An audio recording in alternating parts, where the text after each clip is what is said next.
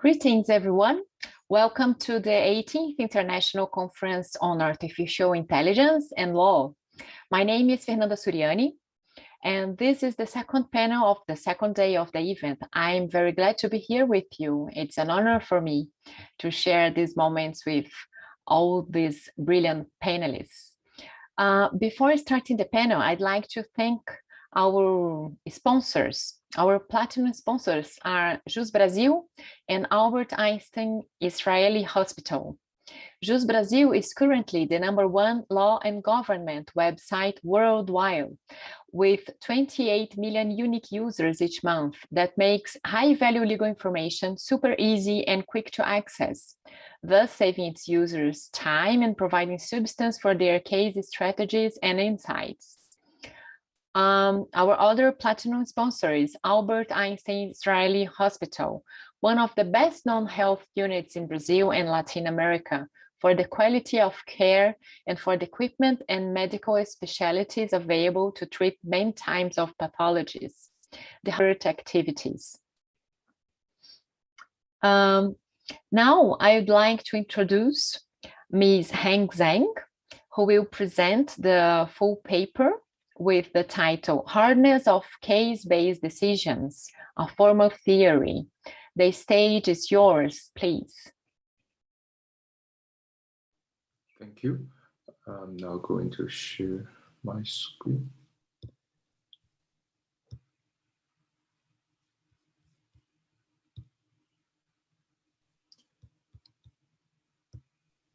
Yes. Hello, everyone. My name is Heng Zheng. I'm a PhD student from the University of Groningen.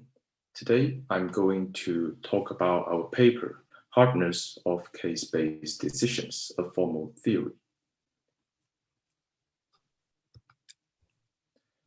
Following precedents is a fundamental principle of case-based reasoning, but the application of it varies in complexity.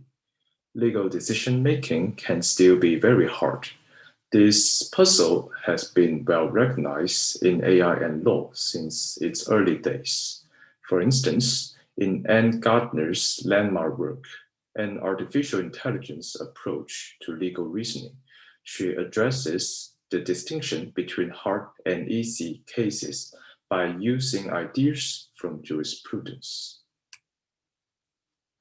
The hardness of case-based decisions can come in different types. Some cases are easier to decide. However, things can become harder. For instance, not all conflicts can be resolved, or there is no matching precedent. Significant work has been devoted to the nature and dynamics of case-based reasoning and to the hard cases as well. However, to the best of our knowledge, no formal theory about the hardness of cases has been proposed so far in the field of AI and law.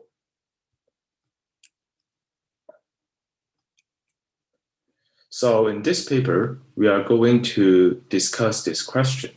Is there a typology of how hard it is to make a decision about an issue in case-based reasoning?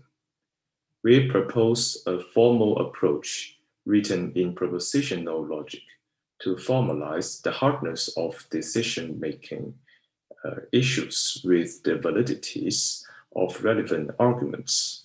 We also illustrate the approach with a case study in the dynamics of case-based reasoning by following Berman and Hafner's research, thereby showing how hardness varies over time. This slide shows the 7 cases that we are going to discuss, which aims to solve tort cases about car accidents from New York. With the elements extracted from these cases, we got 7 conjunctions to represent them. They are represented by the plaintiff's name, the year of the decision, the kind of case, either a tort case or a contract case. and the jurisdiction choice rule. We need to consider which rule should be applied when different jurisdictions are relevant. For instance, when people drive from New York and have an accident in Ontario, Canada, which rule should be followed? Ontario's rule or New York's rule? Here, territory is for entirely applying the territorial rule. Exception is for partly applying the territorial rule while making an exception for the damages part of the case. And gravity is for applying the center of gravity rule. In this paper, we try to apply our approach to solve problems such as if there are only these two precedents can be considered, how hard it is to apply the territory rule in an undecided tort case that arose after 1945. And what about the hardness of applying the center of gravity rule? And after new cases were added, does the hardness of applying rules change? And does it become harder or easier? In general, we consider these four issues of the New York cases, namely whether to apply the territory rule in tort case or not, whether to apply the gravity rule in general, whether to apply the exception about the territory rule, and whether apply the gravity rule in tort law. As you can see from this picture, there was an agreement in decisions that the territory rule should be applied in 1938, so decision-making was easy at that time. However, from 1945, alternative possibilities were explored. First is for contract cases, then also for a tort law case called the Cuba case in 1961. Therefore, case-based decision-making becomes harder since there are different possibilities and without a clear preference. And then in 1963, things again became easier, since the landmark Babcock case expresses a clear preference for the gravity rule. Now we turn to the theory part of the paper. First, we are going to introduce case models. We describe a case model C as a set of logical consistent incompatible cases, forming a total preorder that represents a preference relation among the cases. For example, the New York cases we just introduced can form a case model. And please notice that we consider the plaintiff names to exclude each other pairwise. And similarly, for the decision years, the kind of the cases and the rules. The preference relation among these cases is denoted by the size of these boxes. And namely, the Babcock case is more preferred than other cases, which are equally preferred. This is because the Babcock case is a landmark case that overrides previous cases, by which the center of gravity rule is established for tort law. And we consider an argument from chi to rho is a pair chi-rho, where chi is the full premise of the argument, rho is the full conclusion, and chi and rho is the full position made by the argument. According to the preference of a case model, arguments can have three kinds of validities in the model, from weak to strong, are coherence, presumptiveness, and conclusiveness. The relation between these validities can be illustrated by this Venn diagram. Conclusive arguments are also presumptively valid, and presumptive arguments are also coherently valid. and all the precedents are either coherent or incoherent. If an argument is incoherent, then it is outside the set of coherent arguments. Every argument can be attached to a label based on its validity in the model. An argument with a conc label are those conclusive arguments. An argument with a pres label is an argument that are presumptively valid but not conclusive. An argument with a co-label is coherently valid but not presumptively valid in the case model. And label inco is used for arguments that are not coherent. These arguments are in the set of all arguments, but not in the set of coherent arguments. We consider the validity labels come with an ordering. Intuitively, based on their validities, arguments with label conc are stronger than arguments with label pres. Similarly, pres is stronger than co, and co is stronger than inco.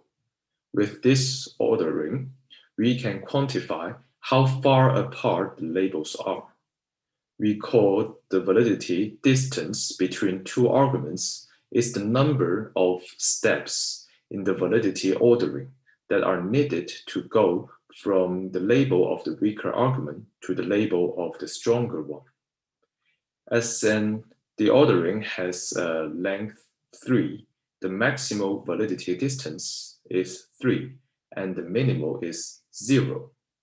For instance, from conc to inco, the distance is 3, while from co to co, the distance is 0.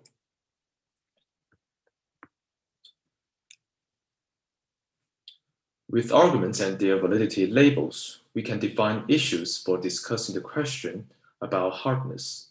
Formally, we represent an issue as sigma plus minus iota, where sigma is a sentence for a given situation. Iota is a sentence as an issue about the situation. Both iota and not iota are not logically implied by sigma.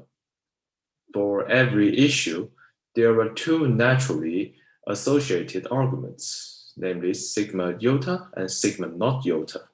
For example, when we think of whether to apply the territory rule in tort cases, we consider issue tort plus minus territory, where argument tort territory is for applying the territory rule, and argument tort not territory is for not applying the rule.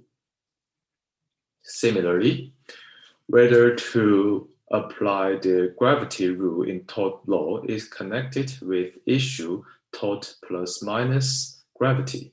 Whether to apply the exception about the territory rule is connected with issue tort plus minus exception. And whether considering gravity in general is represented with issue tautology plus minus gravity. The type of an issue sigma plus minus iota in the case model C is represented as a multiset consisting of the validity labels of the two associated arguments.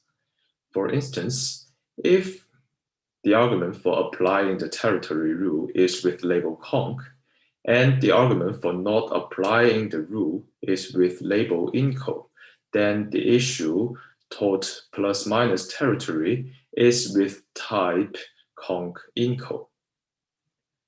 And by the definition of arguments validity in our paper, not all types are logically possible. Now we show in total 7 possible issue types. And we view hardness of issues, of types of issues, as a relation between types of issues in different case models. Intuitively, a type of issues is easier than another one if and only if the greater the difference between the validity of its associated arguments, or the stronger the validity of the associated arguments. For instance, Kong-Inco is easier than press-press, since the difference between Kong-Inco is greater than the difference between press-press. And since the validity strength of press is stronger than Inco, we consider press-press is easier than Inco-Inco.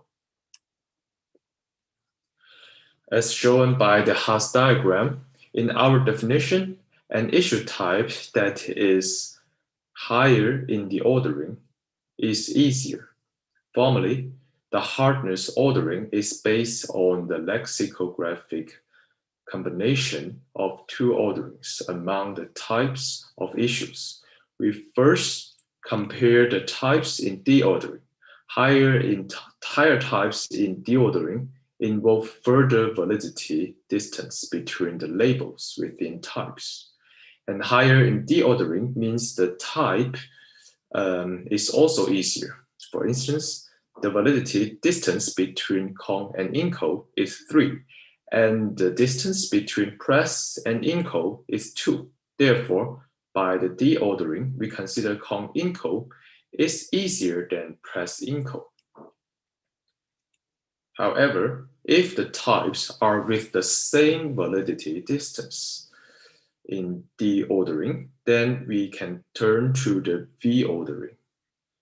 Higher in the V ordering means issues involving stronger arguments. Therefore, higher in the V ordering means the type is also easier. For instance, the validity distance of both type press-press and co-co are equal to 0.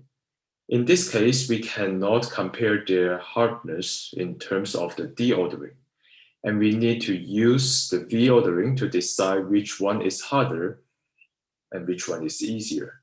Since press is stronger than co in the V ordering, we consider press-press is easier than co-co. The Haas diagrams in this slide shows our definition of hardness is well-behaved, since it is transitive and can be used for comparing any pair of issue types. Now we connect the hardness ordering with the development of hardness of applying rules in the New York cases. As we discussed before, the hardness of an issue is determined by the validity of the arguments that it associates with. And with new cases being added, the hardness of applying rules will change accordingly. For instance, the hardness of issue taught plus minus territory is with type Kong-Inco in 1938. When it becomes harder in 1963, it is with type press-co. In general, we figure out that when the gravity rule was introduced in general in 1954, issue tautology plus minus gravity became harder.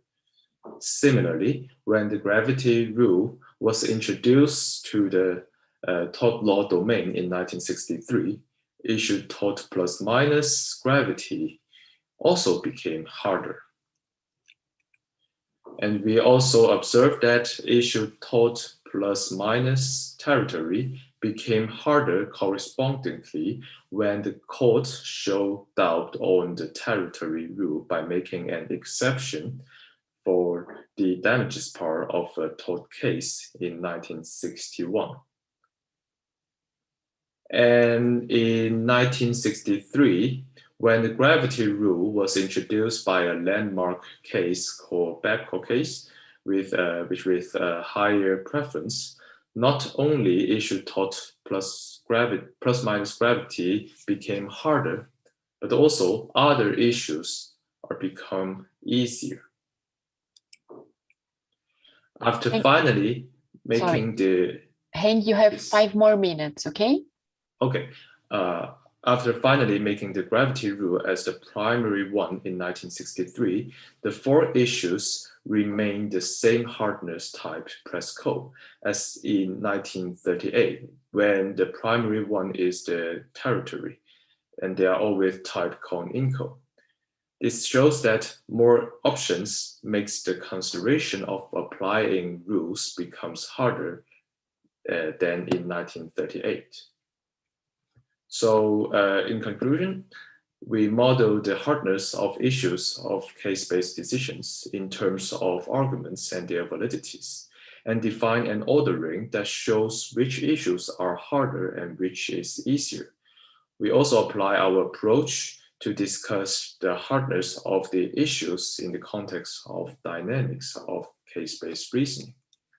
So the hardness approach we introduce is relevant in the understanding of case-based decision-making and can be applied in other domains where example-based reasoning is reasonable. And it can also lead to insights on the hardness of decision-making in hybrid AI systems involving both knowledge and data. Thank you for your attention. Thank you very much. We have some questions for you. So the first one is, in your paper, the model case-based decision-making is applied in common law jurisdictions. Do you think it's possible to apply this model in civil law jurisdictions? Yeah, thank you for the question. It's very interesting, but since it's a very initial research, currently we just apply it to the case law domain, but we believe that it can also be applied to the civil law domain because one of our previous paper shows that it can be, the case model can also be applied in the Dutch civil law system. So yeah, I think it's possible. Okay, and another question. There are earlier attempts to formalize the distinction between hard and easy cases. For example, Gordon in 1991 and Preke in 1993. Gordon also formalized the notion of an issue. What does your approach add to their work? Yeah, it's a very interesting question. Thank you for that. But we haven't, I haven't looked at Gordon's work yet. So yeah, our approach is based on recently developed case model formalism by Bart. So yeah, it's in a formal propositional logic. Yeah. Okay, thank you very much. Do you like to say a few more words before we go to the other panelists? Yeah, I think that's it. Thank you for attention. Okay, thank you very much. Now I would like to introduce you to Mr. Trevor Bench-Capon, who will present the full paper with the title Prudential Constraint, the Role of Issues. Very welcome, Mr. Trevor. The stage is yours. Thank you. Can everyone see my screen? Can everyone see it? Not yet, just a moment.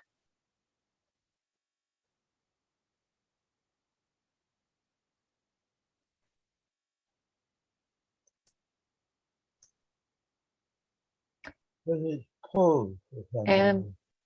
It's not coming. Can you try it again, please?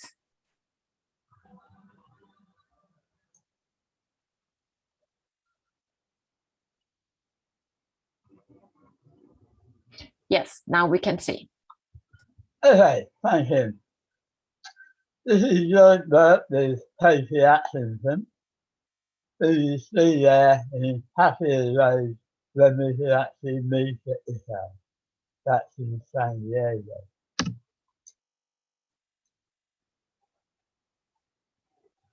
My paper has 3 topics: the relation between factors, dimensions, and facts. And I will argue that precedential constraint is best expressed in terms of factors. and factors are assigned to applicable dimensions on the basis of facts. Precedents constrain issues is the second point, and it's issues that constrain cases. So when thinking about precedents, you also think about issues, not cases as a whole. Factors in cases should be structured into issues to avoid irrelevant issues. And the third topic is presidential constraint only needs factors. We don't need to express presidential constraint in terms of dimension. Where magnitudes are important, and they are important, we first describe factors on the basis of dimensional facts, and then we apply constraints. So, the history of understanding presidential constraint is a lengthy one. At the very first edition, Edwina Wisdom and Henry Ashley presented a paper which understood them in terms of dimension. In 1985 onwards, Cato, with Vincent Leland and Henry Ashley, introduced the notion of factors. Then Henry Plachen and Giovanni Starfield showed us how we could write precedents as rules. My contribution in 1999 was to consider the antecedents organised in partial order. And then still ongoing is work in formal characterization of presidential constraint. Began by John Hawking, continued by Adam Biennially, and summarized by Henry Plachen in a paper this year. So, how do we move from dimensions to factors? The dimensions tell us what needs to be considered in a case. If the dimension is applicable, it may, not must, it may provide a reason to decide for one of the parties.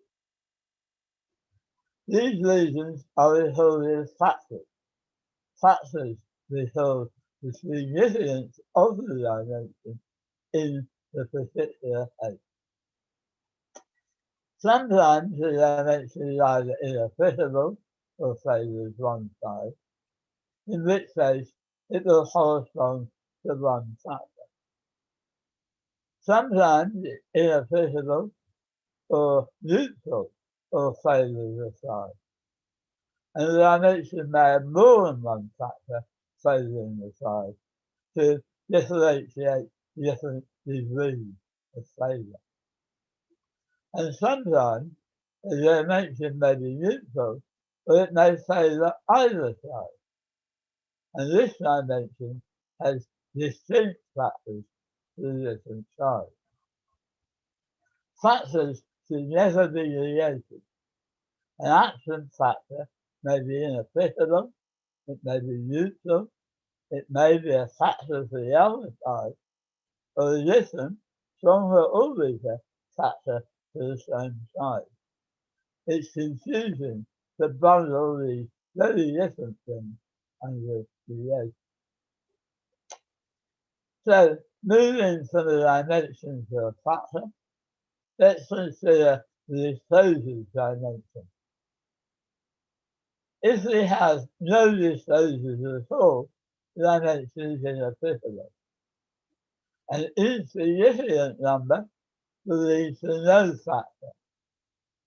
A significant number will lead to a factor, S10 in paper. And in the public domain, we have the very strong co-dependent factor, S27 in paper. So as we move along the dimension, it's first inapplicable, then neutral, then dependent, then strongly dependent. It never favours the same. Another dimension, security measures can favour both the plaintiff and the defendant. So we have two distinct factors, S19 and S6. S19 applies if the measures are inadequate. S6 applies if they're adequate. So the dimension is always applicable, but there's a neutral area in which no factor applies. Precedents determine where these switching points occur. S19 is not related to the aspect. It provides a reason for the defendant, but the neutral range does not. So now we consider how can we write precedents as a set of rules. A case can be seen as P union V implies O, where P is the plaintiff factors, V the defendant factors, and O the outcome. So P is the strongest reason assigned to the plaintiff. V is the strongest reason assigned to the defendant. And O will be either plaintiff or defendant, and will show which of these reasons is preferred. So we get three rules: a plaintiff rule, a defendant rule, and a rule expressing a preference between these, depending on the outcome. We can represent this graphically by representing the possible antecedents as two parts rules. The one on the left for the plaintiff, the one on the right for the defendant. Now a precedent will place an arc between these rules. So if we have A, B, C, D, E decided to the plaintiff, that shows that A, B, C is preferred to D, E. If B, C, D, E is decided to the defendant, that shows that D is preferred to B, C. Now if we have a U case, it's constrained if it's a reproducible cycle. If we have a case A, B, C, E, then we can put the arrow at either end and there's no cycle. So we can do what we like with cycle. However, if we have C, D, E, that's constrained to the defendant. If we were to decide to the plaintiff and prefer C to D, E, we need to use the cycle. We can't have a cycle, and so we have to decide to the defendant. This basic idea has been formalized starting with John 40, going on to Adam Biennially, and finishing this year with Henry Buffett. And there's a list of the papers. The formalization is rigorous, and it shows that all the desirable properties we would want to hold do in fact hold. And it comes in two forms: the results model and the reason model. The results model uses all available factors. No interpretation is needed. Both sides offer their strongest reason. But, unfortunately, it does not in fact constrain many cases. It only supports a certiorari reason. The new case, if it is to be constrained, must be subsumed under the pressure. But we want more than this. We want to be able to argue for cases which, while not subsumed, are constrained by the pressure. Suppose we have a case with security measures, invasive techniques, and disclosures are outside, and a precedent which has similar factors, but also the unique product. We want to say that the use of invasive techniques, such as wiretapping, is sufficient. The actual uniqueness of the product as little. But on the results model, the precedent does not bind because SAC is not there. And this is even though we have a much stronger factor S6 in the new case. To rectify this, proceedings to use the reason model. Now the reason model contains only a subset of the available factors.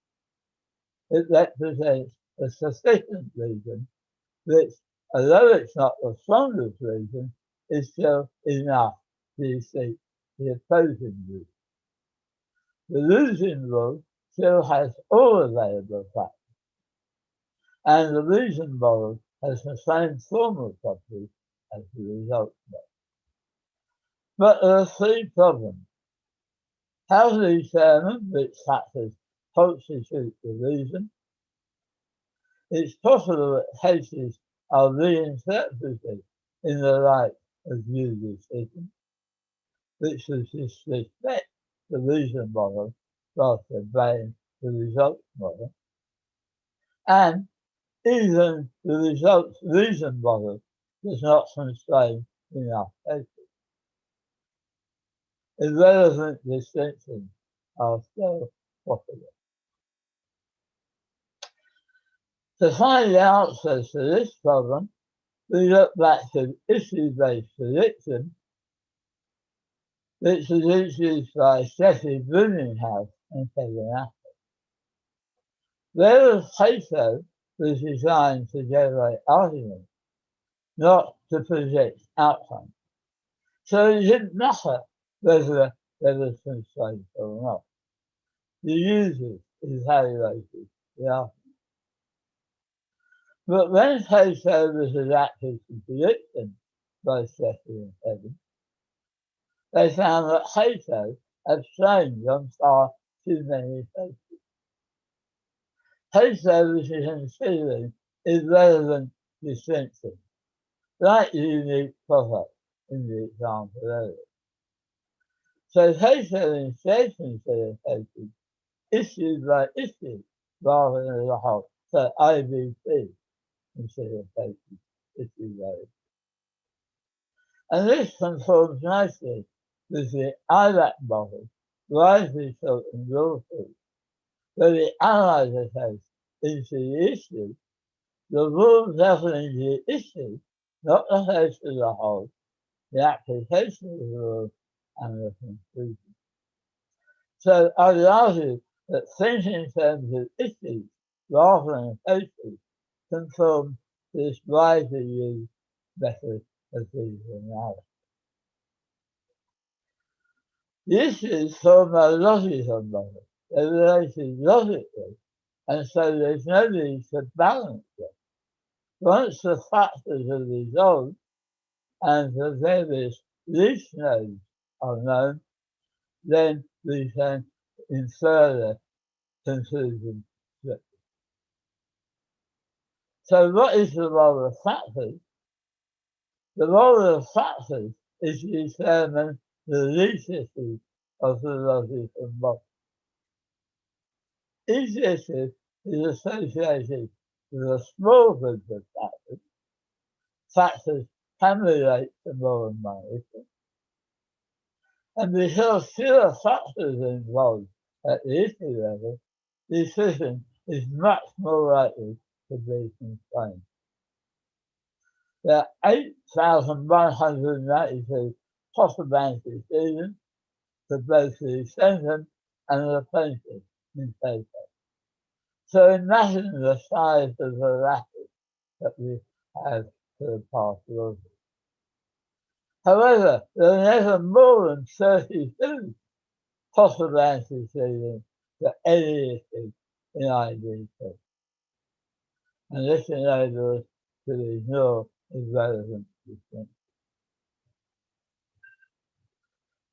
In the paper, I have a full-worked example, but because of the time available, I will jump straight to the last page.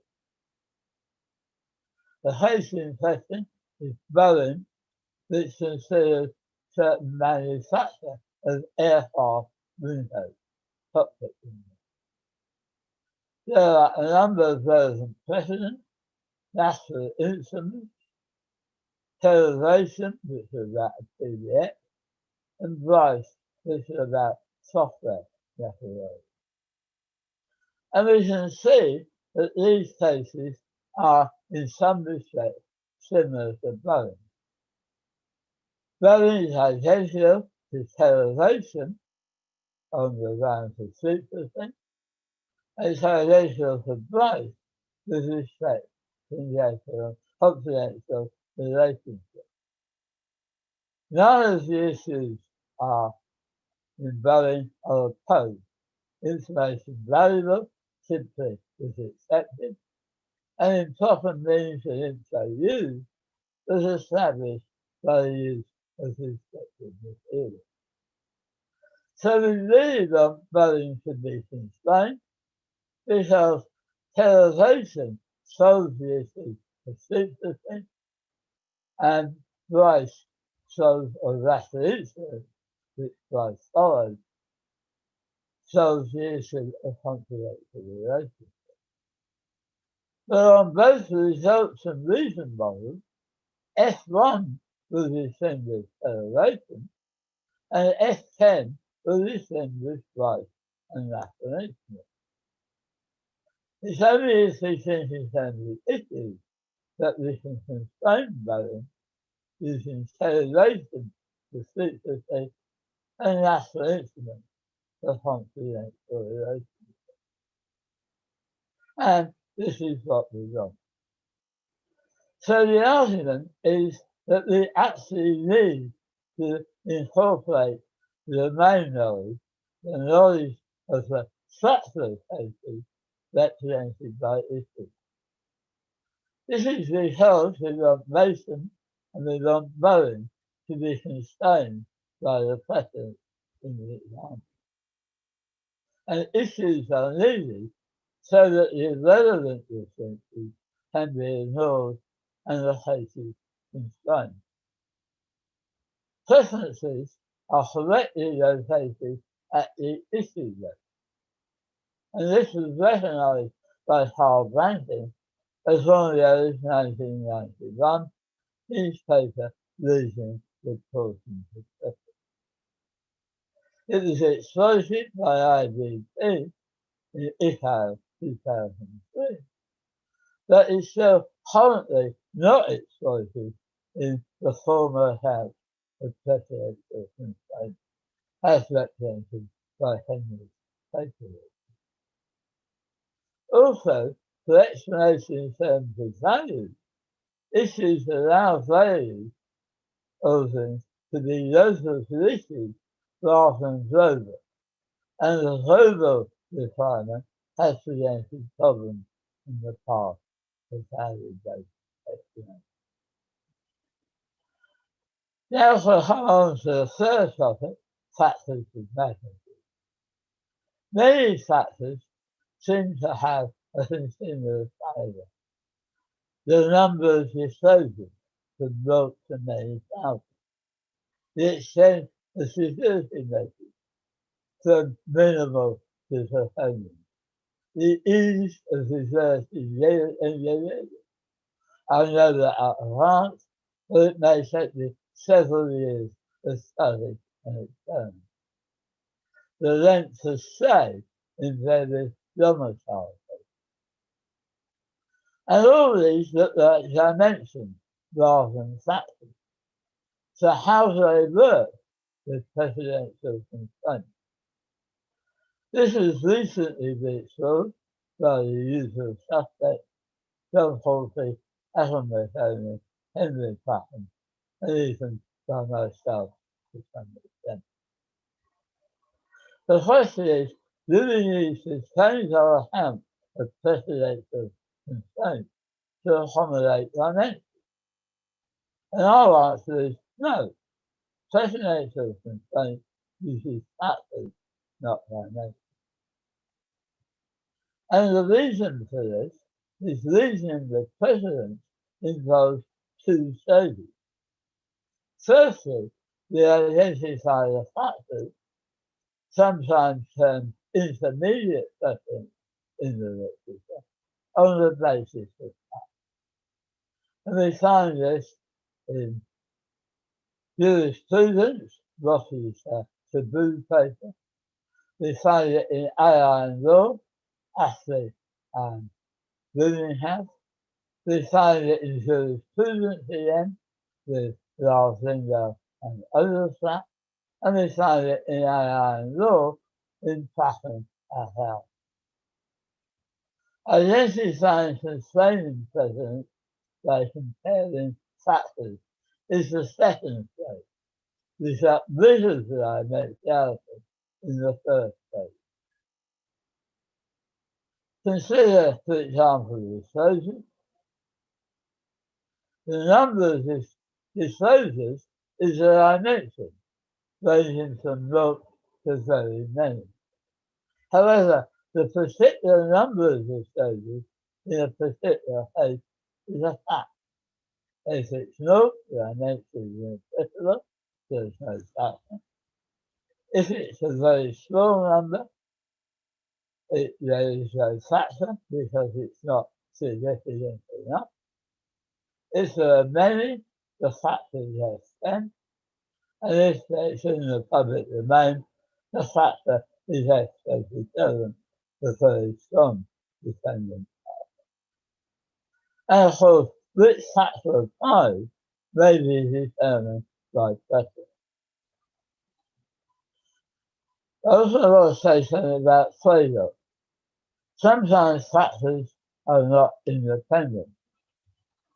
Look at the example from Pattern and Starfield used based on portraits. This concerns the same as official homicide. It depends on the length of stay and the percentage of income from abroad. The shorter the stay, the bigger the percentage needed. Absence and percentage are, as I mentioned, and in a particular case, the particular absence and particular percentage are facts. The factor is income sufficient with an absence.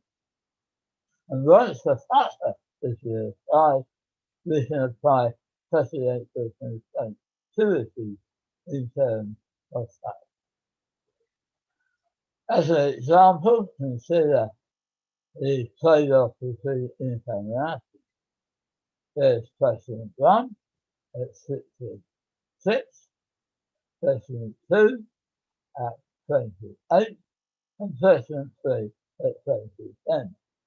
Clearly, there's a trade-off because we have the same percentage, but a different factor because of a different length of stay. The precedents show that this area, the area to the northwest of the line, does not apply, and the factor applies northwest, but it does not apply southeast of that line. And so we can fit a line to show the trade-off. Several lines are possible. This one is most generous to the most generous. So, Trevor, to summarize, there are different roles for precedents. sorry, Mr. Trevor, 5 more minutes, okay? I've only got 2 more slides. There are framework precedents identified by Boeing in the IAAIL law 2015. And these tell us what the issues are. And the issues can also come from statutes and documents that the statement before. Then there are restriction precedents, and these determine whether a factor applies on the fact. E.g., 12 months is a short stay, 3 years is a long stay. And we can use either the results or the reason model to factor restriction. Finally, there are traditional precedent precedents, which are the standard sort of questions found in paper. And these establish which side has responded to these. And then they also indicate values. And that's also. Thank you very much. Well, we won't have time for questions, but in the other panel, when we're going to stream it, then we can have the questions answered, okay? I think the session will be half an hour. Are they taking 20 minutes? Sorry? It's only 10:02. Let's start at 1. Oh, one question. You want to answer one question then? No, I'm saying that you have 10 minutes then before the next paper. Okay, so, okay, let's have a It's the question. last, I think. There is time for them. So, does your account of factors and dimensions presuppose that for every value of a dimension, it can be determined which side it favors, if any, is from Praken? The answer is yes, this is presupposed, but it's also the fact of legal decision. When factors linked to use in legal opinion, it is always clear which side is favored. For particular dimensional facts, such as length of stay, there is sometimes not clear which side is favored. And this is why we turn to restriction questions. Okay, thank you very much. And now I would like to introduce you to Ms. Paheli Bhattacharya, who will present the full paper with the title Incorporating Domain Knowledge for Extractive Summarization of Legal Case Documents. The stage is yours. Thank you.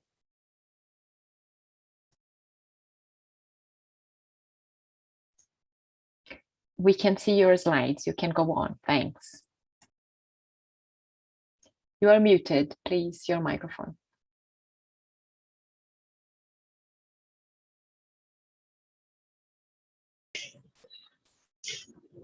Welcome, everyone.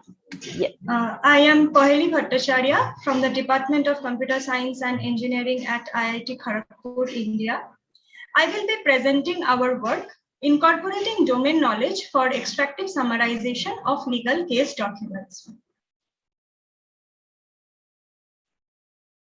So case documents are inherently very lengthy, free-flowing, unstructured, and dense legal text.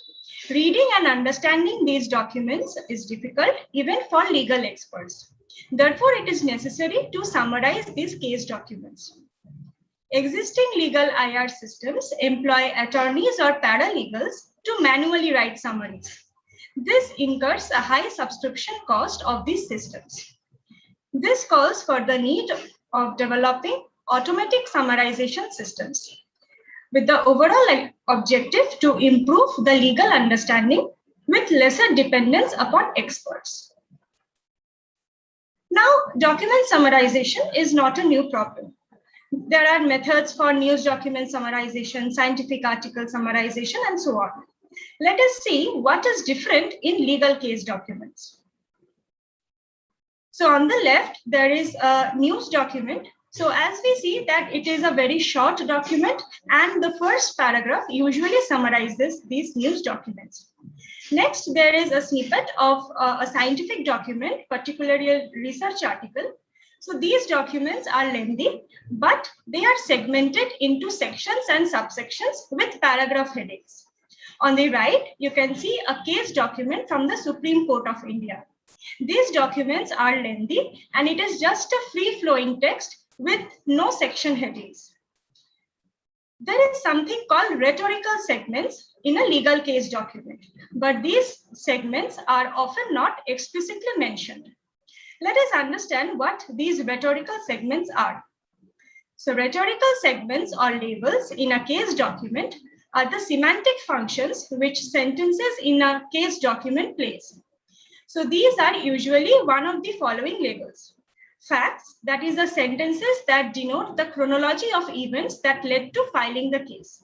There are sentences that denote the legal issues being discussed, so we call them as issue. There are also sentences that denote the ruling or judgments given at the lower courts, so we call them ruling by lower court. Similarly, there are arguments by the contending parties, which we call as argument. Sentences that have citations to established laws by the current case, which we call as the label statute. There are also citations to prior cases, and we call these sentences as precedent. There are sentences that describe the rationale or the reasoning of the court for the final ruling, and we call them as ratio of the decision. And finally, the sentences that give the final judgment or the conclusion of the court. So on the right, this is an illustrative example of how a case document, when the sentences are labeled with each of these rhetorical labels, looks like. So the first approximately four sentences have been labeled as facts. Then some sentences have been labeled as issue. Then one sentence has been labeled as ruling by lower court, and so on. So legal experts have some guidelines on how to summarize a case document. Some of these guidelines from USA and UK are given in the links below. We also discussed with law experts from India, and all of them basically devise the following set of guidelines. So the first one is that each rhetorical segment should be summarized well and have representation in the final summary. This is because often law practitioners or academicians or others wish to read only the summary of particular segments. Example, summary of only the facts or summary of only the ratio. So this following this guideline is important. Second is that each of these segments should also, the important parts of each segment should be present in the summary. For example, from the statute segment, sentences that cite the relevant acts or laws should be present. Now let us see what are the existing methods for case document summarization. So in this work, we are considering extractive text summarization algorithms. So they can be broadly classified into two main families, domain independent and legal domain specific.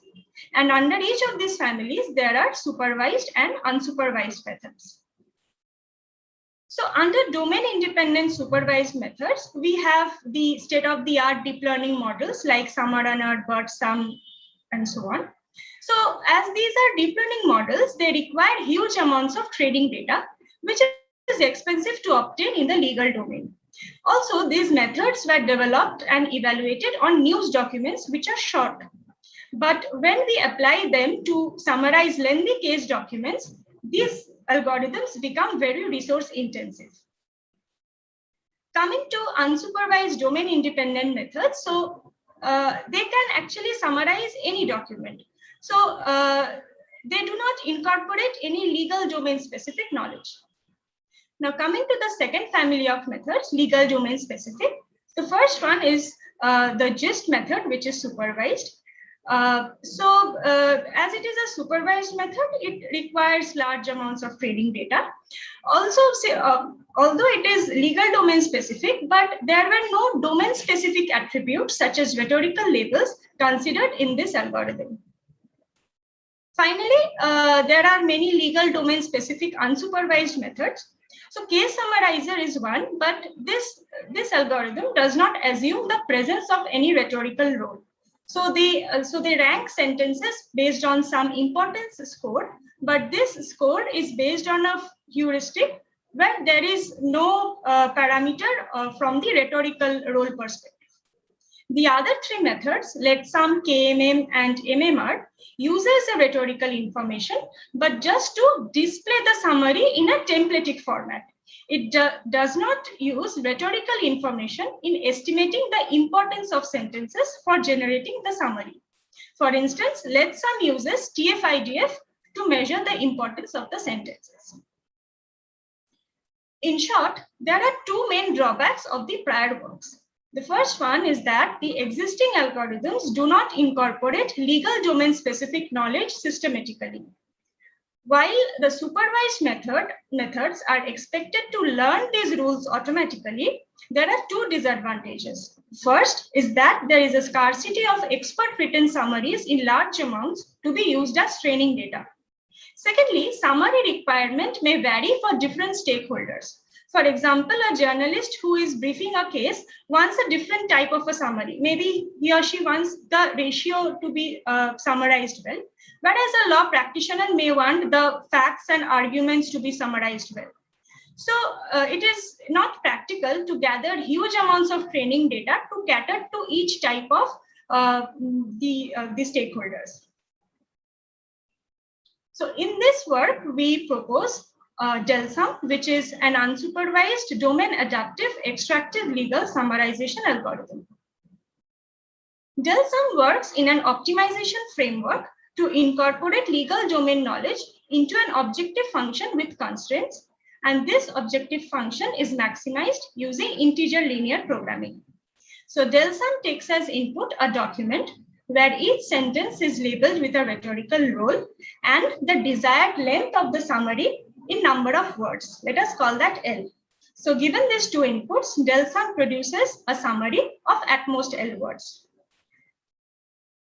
So the optimization framework of DELSUM has two main components. The first is the informativeness of a sentence. It measures the amount of important information contained in a sentence. We assume that domain experts will define how to estimate the informativeness of a sentence. The second one is the content words, that is the words that signify domain-specific vocabulary. With each content word is a score which shows how important that content word is. Again, we assume that domain experts will define what the content words are and how the scores are defined. DELSUM produces a summary that maximizes the following objective function. That is, it tries to maximize the inclusion of informative sentences and the number of important content words, subject to constraints that the summary length should not exceed L words. And there are other constraints, so please refer to our paper for more details on this. Now let us see how the legal expert guidelines can be incorporated into DELSUM. In this work, we considered summarizing Indian Supreme Court case documents, and our experts are the senior law students and a professor from the Rajiv Gandhi School of Intellectual Property Law, which is a reputed law school in India.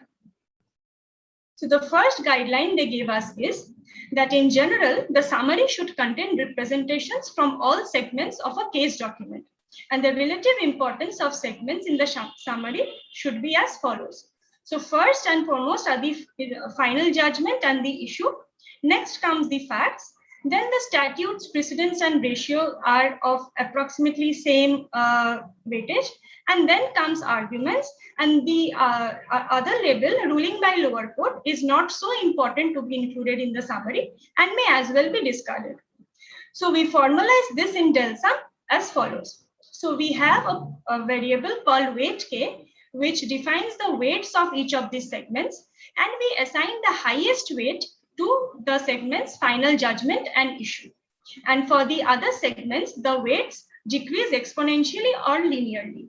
We may as well assign discrete scores to or discrete weights to each of these segments. The second guideline is that the segment's final judgment and issue are exceptionally important in the summary. The segments are usually very short, and so they should be included completely in the summary. And to ensure a balanced representation, a minimum of 2 sentences from the other segments should be included. We formalize this guideline in DELSUM as follows. We have a variable NOS, or number of sentences for a segment K, defined as follows, that if the segment is final judgment or issue, then all of the sentences should be taken. Otherwise, a minimum of 2 sentences should be taken. The third guideline is that the important sentences should be decided based on which segment that sentence belongs to and also other factors. If the sentence is from fact, Then we will take the weight of the segment fact and also the inverse of the position of the sentence. If the sentences are from the segment statute, then we will see if the sentence contains citations to an act. So for that, we keep a indicator variable AI for statute, and this AI is 1 if there is a citation to an act, otherwise 0. Similarly, for precedents, we see if the sentences contain citations to prior cases. And for the segment ratio, the guideline is that the sentences appearing at the end of the document and those that discuss relevant statutes and precedents are important. So to formalize this, we assign the weight of the segment ratio, that is weight K, the position of the sentence, and whether there is a mention of statute or a precedent.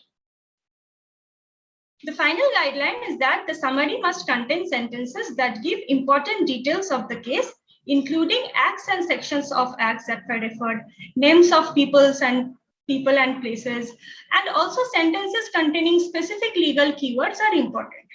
So we formalize this by having 3 types of content words. The first one is the acts or sections of acts, to which we assign a score of 5. The second type of content words are the keywords from a legal dictionary, to which we assign a score of 3.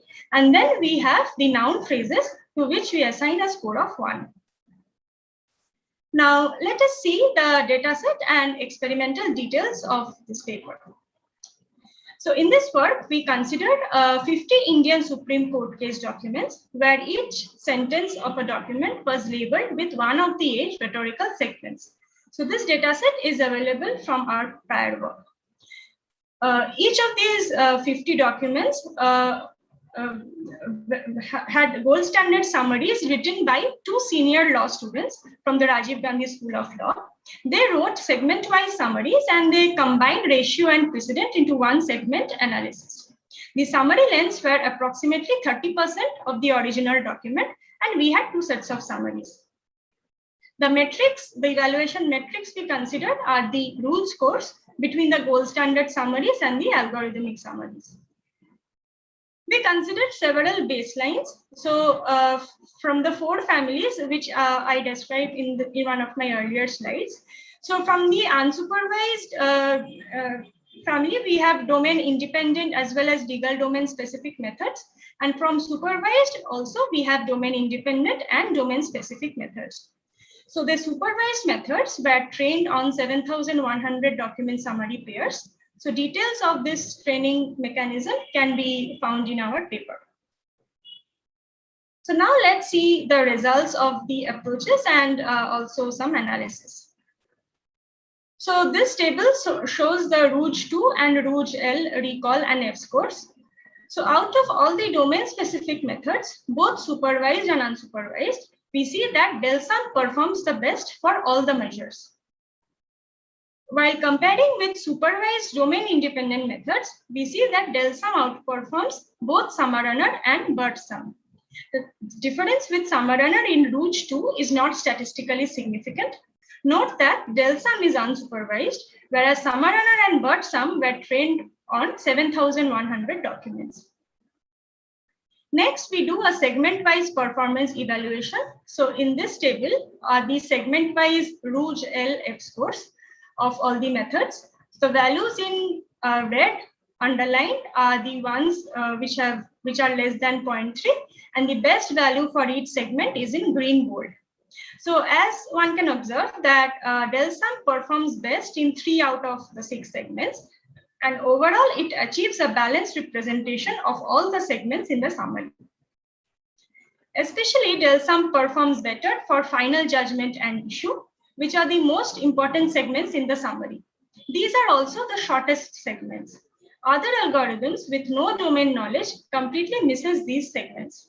So we have more analysis and intuitions in the paper. So till now, we have been using expert assigned rhetorical role labels for summarization. But in a practical scenario, it is not possible that sentences in the input case documents will be labeled by the experts. So in this experiment, we use a state-of-the-art model to first rhetorically label the documents and then feed them to DELSUM. So the results show that the performance does not drop much, even when the rhetorical labels are around 80% accurate.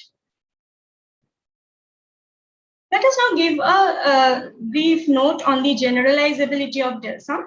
So DELSUM is generalizable to documents from different jurisdictions as well as different stakeholders like law practitioners, students, etc.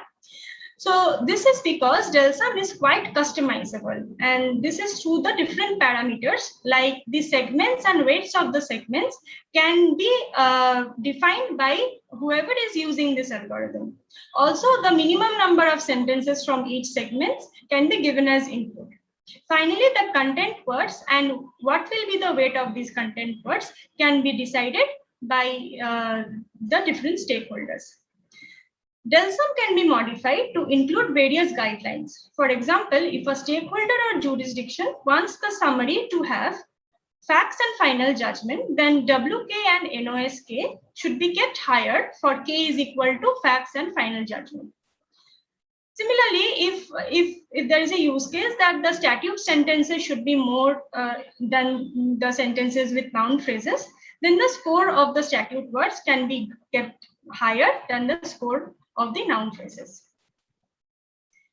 So to conclude, in this work, we propose DELSUM that can efficiently encode domain knowledge for extractive summarization of legal case documents.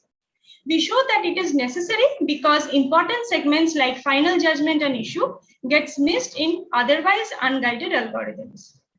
DELSUM achieves a balanced representation and it can also handle redundancy efficiently. It is also generalizable to different jurisdictions and stakeholders. So as a future work, we plan to explore how these otherwise hand-tuned parameters of DELSUM can be automatically derived, how the weights can be automatically derived. So our implementation of DELSUM is publicly available. So I would like to conclude by acknowledging the law experts from the Rajiv Gandhi School of Intellectual Property Law, India, TCS for their fellowship, the Mirror EU project, and Complex Networks Research Group, IIT Kharagpur. Thank you, and I can take questions now. Thank you very much, Paheli. Well, we have one question for you from Marcela Lopez. Do you have any hypothesis that could explain why the unsupervised algorithm you developed outperformed the supervised learning models? Yeah, okay. So the supervised training algorithms depend on the kind of data they are given to summarize. I mean, the learning process depends on what kind of data they are given. So maybe the summaries which we collected from our website, maybe their quality did not adhere to the guidelines of what the legal experts tell us. So maybe that is a reason why the supervised methods did not perform well. Okay, thank you very much. Do you have any other considerations or few words to finish it?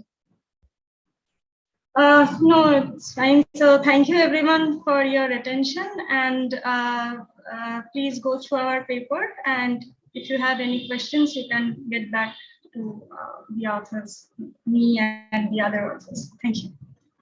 Okay, thank you very much. Well, now we will have 1 hour break, and those who want to meet other participants and exchange experience can access the Gather Town platform for a networking moment. The link is at the OpenFi platform. Thank you very much and see you soon. Bye-bye.